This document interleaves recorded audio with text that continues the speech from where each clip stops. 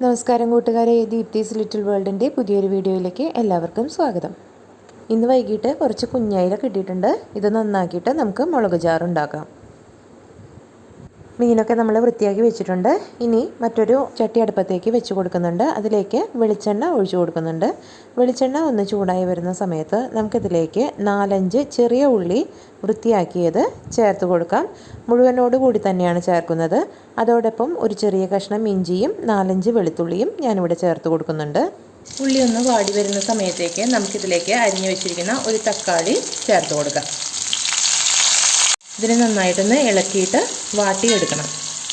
ഇപ്പോൾ തക്കാളിയൊക്കെ ഒന്ന് വാടിയിട്ട് നന്നായിട്ടൊന്ന് വെന്ത് വന്നിട്ടുണ്ട്. ഈ സമയത്ത് നമുക്ക് തീ കുറച്ച് വെച്ചതിന് ശേഷം ഇതിലേക്ക് ആവശ്യമായ മസാലകൾ ചേർത്ത് കൊടുക്കാം.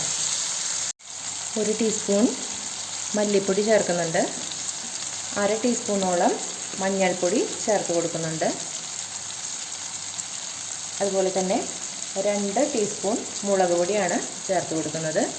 നിങ്ങളുടെ ആവശ്യത്തിനുള്ള എരിവിനനുസരിച്ചുള്ള മുളക് പൊടി ചേർത്ത് കൊടുക്കാവുന്നതാണ്. ഞാനിവിടെ 2 ടീസ്പൂണാണ് ചേർത്തിരിക്കുന്നത്. ചേർക്കുമ്പോൾ ശ്രദ്ധിക്കേണ്ടത് എപ്പോഴും തീ കുറച്ചിട്ടതിന് ശേഷം മാത്രം ഈ മസാലകൾ മൂപ്പിച്ചെടുക്കേണ്ടതാണ്. അല്ലെങ്കിൽ മസാല കരിഞ്ഞു പോകാൻ സാധ്യതയുണ്ട്.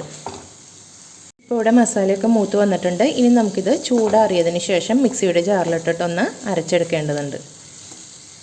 ഇപ്പോൾ ഇതൊന്ന് നന്നായിട്ട് ചൂടാറിയിട്ടുണ്ട്. നമുക്കിതിനെ മിക്സിയുടെ ജാറിലേക്ക് മാറ്റി കൊടുത്ത് നന്നായിട്ടൊന്ന് അരച്ചെടുക്കാം.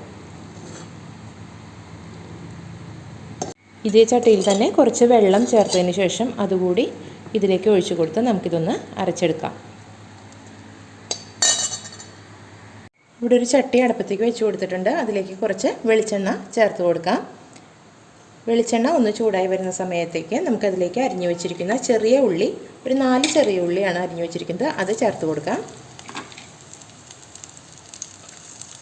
ഉള്ളി ഒന്ന് ചെറുതായിട്ട് വാടി വരുന്ന സമയത്ത് നമുക്കിതിലേക്ക് ഒരല്പം ഒരു പിഞ്ച് അളവോളം ഉലുവ ചേർത്ത് കൊടുക്കാം. ഉള്ളിയെ ഒന്ന് 2 സൈഡിലേക്ക് മാറ്റിയതിന് ശേഷം ഒരു പിഞ്ച് അളവിൽ ഉലുവ ചേർത്ത് കൊടുക്കുന്നുണ്ട്.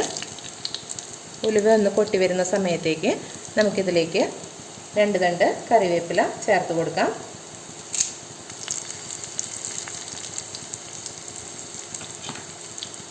ഇതൊന്ന് ഇളക്കി കൊടുക്കാം. അതിനുശേഷം നമ്മളിവിടെ അരച്ചു വെച്ചിരിക്കുന്ന മസാല ഇതിലേക്ക് ചേർക്കാം.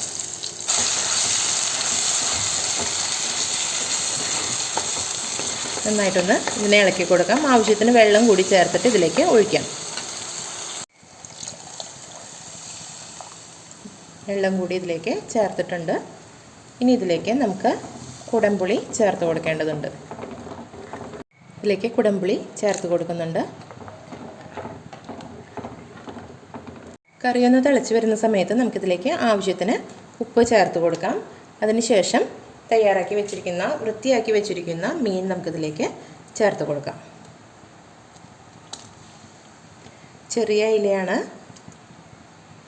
ഇത്. നമ്മൾ തേങ്ങ അരച്ച് വയ്ക്കുന്നതിനേക്കാളും രുചി ഇങ്ങനെ മുളക് ചാറ് വയ്ക്കുന്നതാണ്.